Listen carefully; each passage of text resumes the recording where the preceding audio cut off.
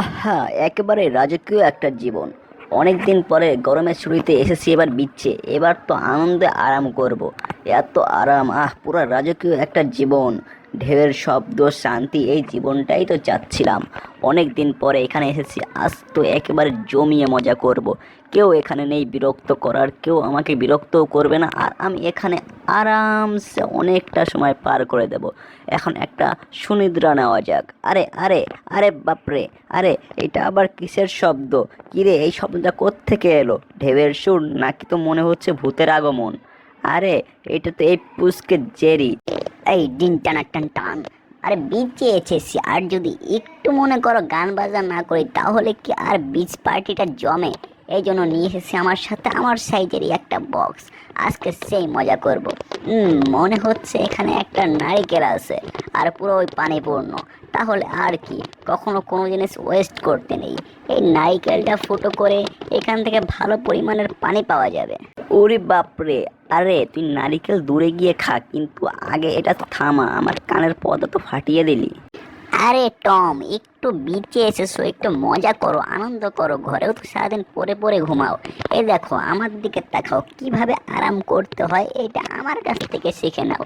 এই দেখো, এখন বক্সের সাউন্ডে আরামে শুয়ে ঠান্ডা ঠান্ডা নারিকেলের পানি আর সাথে সমুদ্রের শব্দ, এটাই হচ্ছে জীবন। চোখ বন্ধ করে ঘুমানোর দরকার, তাহলে এখানে তুমি এসেছিলে কেন? এইটা কি হইতেছে বাপ আমার? আমি শান্তিতে একটা মিনিট ঘুমাতেও পারবো না। কি যে করি! আর এ তো আরামে জুস চুষেই যাচ্ছে। আরে টম, কি হয়েছে? এখনো দাঁড়িয়ে আসো? শুয়ে পড়ো আর এনজয় করো সময়টাকে। বাপ, তোর এনজয় তুই কর, আমি আর পারছি না। আমি এখান থেকে চললাম। তুই এই জায়গায় চলে এসেছিস, তুই থাক।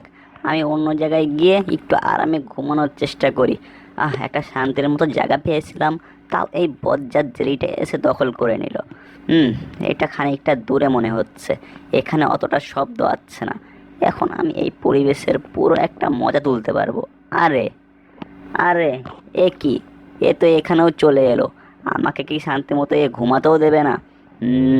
এবার একেবারে এমন জায়গায় যাব যেখানে এই জেরি কেন, জেরির পুরো 14 গোষ্ঠীর কেউ ওখানে পৌঁছাতে পারবে না। দৌড়াতে হবে, অনেক দৌড়াতে হবে। হ্যাঁ, এবার একটা ভালো জায়গার সন্ধান পেয়েছি। মনে হচ্ছে এখানে যদি শুয়ে পড়ি তাহলে কেউ ডিস্টার্ব করবে না। একেবারে সুন্দর একটা পরিবেশ। এখানে শুয়ে থাকি আর আরামে একটা সুনিদ্রা। সব তো ঠিকঠাকই আছে, তবু ডানে আর বায়ে একটু দেখে নেই। কেউ নেই, হাঁক ছেড়ে বাঁচলাম। আহ দৌড়াতে দৌড়াতে একেবারে ঘাম ছুটে গেছে। এখন অনেকটা দূরে চলে এসেছি, এখন কোনো সমস্যাই নেই।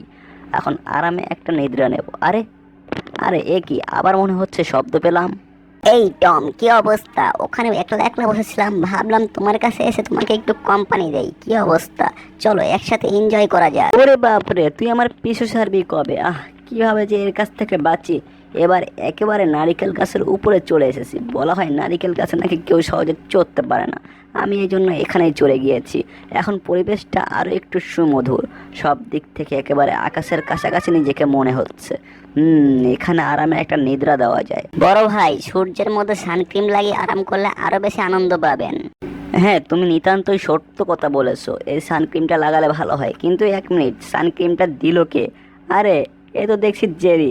আরে বাপরে, তুই আমাকে শান্তি মতো ঘুমাতে দিবি না? আরে তুই এখানে এলি তো এলি কিভাবে?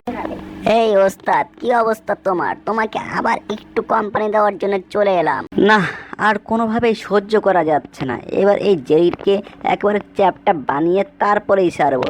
এই টিকটিকিটা আমার পিছু তো সারছেই না, আর আমাকে এভাবে হেনস্থা করে যাচ্ছে। আমি এবার তোকে ধরে তোকে একেবারে টিকটিকি থেকে টকটকি বানিয়ে দেব।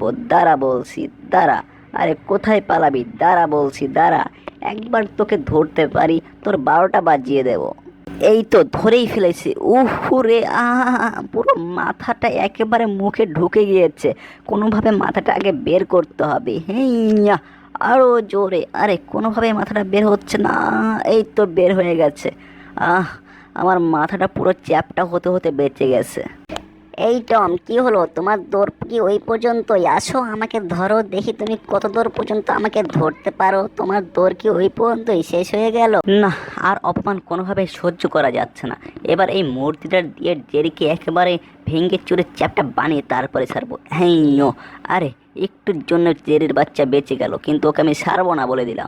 ওস্তাদ তুমি একটা কথা জানো, সারতে হলে আগে ধরতে হয়। তুমি আগে তো আমাকে ধরে দেখাও। এই দেখো তোমারকে এমন ভাবে বাজাবো, তুমি আর আমাকে ধরবে কি, নিজেই পাগল হয়ে যাবে।